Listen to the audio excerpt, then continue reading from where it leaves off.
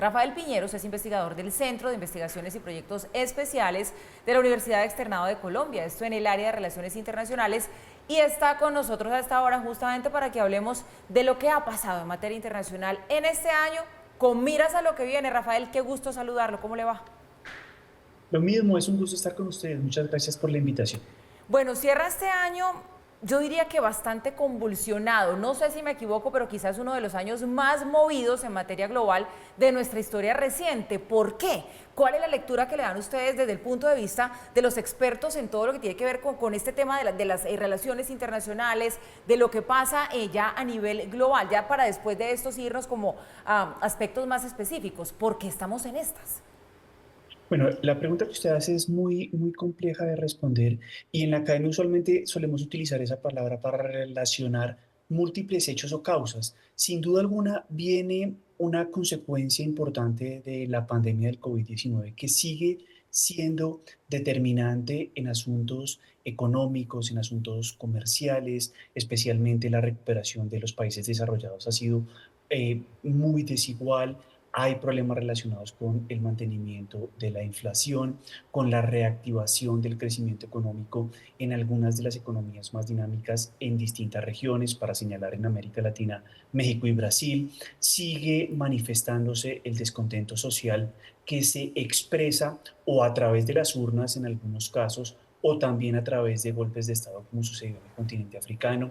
Entonces, creo que hay una serie de factores que se siguen reproduciendo que siguen exacerbando los ánimos desde el punto de vista político y social y por supuesto desde el punto de vista económico la recuperación sigue siendo desigual, inequitativa y que no necesariamente llega a todos.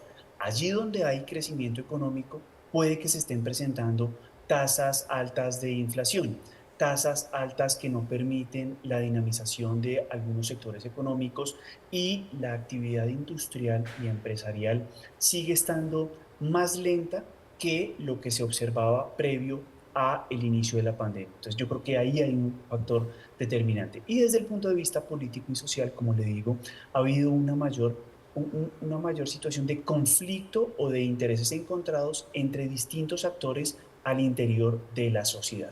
Y eso genera desajustes tanto en los sistemas políticos como en la convivencia entre los distintos actores.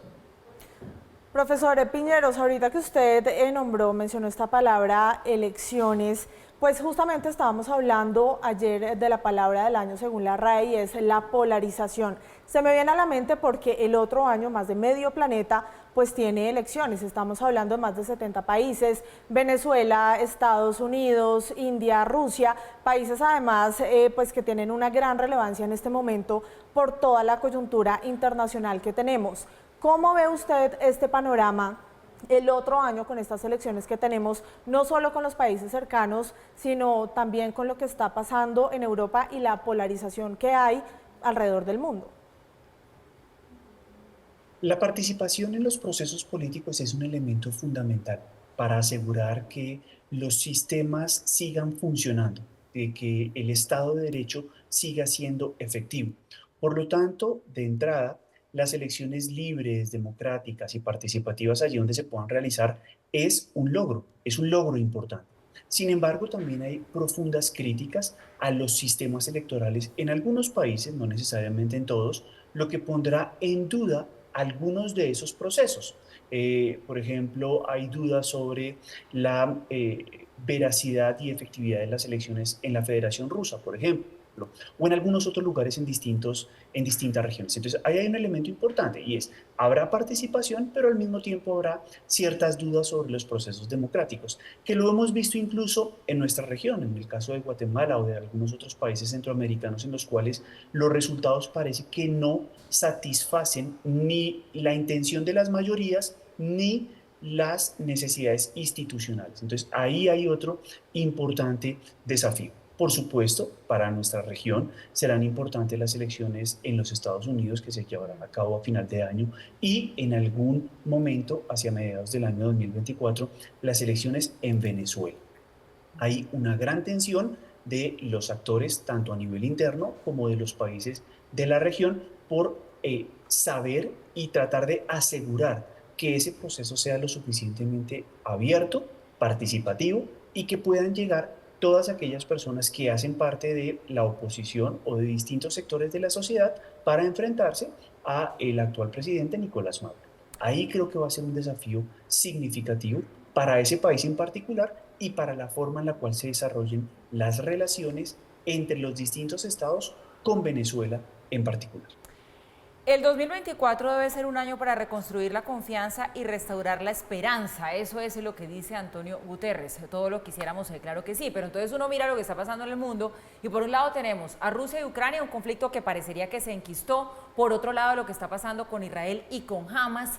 ¿Qué impacto va a seguir teniendo esto para el mundo y particularmente para nosotros acá en la región? ¿Cómo nos va a seguir tocando? Bueno, son los desafíos sin duda alguna más mediáticos y de carácter global que hoy en día nos afectan.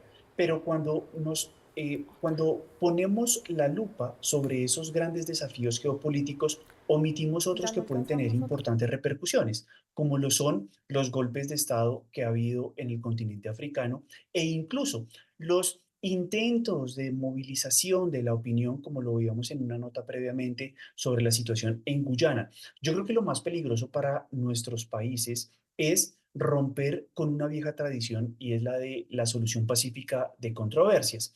En ese sentido, asegurar que el diálogo político, que la mediación, que incluso la participación de otros actores sea la forma en la cual se dirimen nuestras disputas y nuestras diferencias es la mejor prenda de garantía para seguir teniendo una región relativamente pacífica, no necesariamente segura, porque en América Latina, como lo hemos observado en los últimos años, el problema tal vez no sean las guerras entre estados, sino el nivel de conflictividad, sino el efecto que tiene el crimen organizado en sus distintas formas en las sociedades, en las ciudades, que genera que nuestra región sea o que se lleve un título no muy honroso y es el de más muertes por cada 100.000 habitantes. Es una región particularmente violenta en la cual se dirimen los conflictos sociales o políticos a través de las armas y en la cual el peso del crimen organizado tiene un impacto muy importante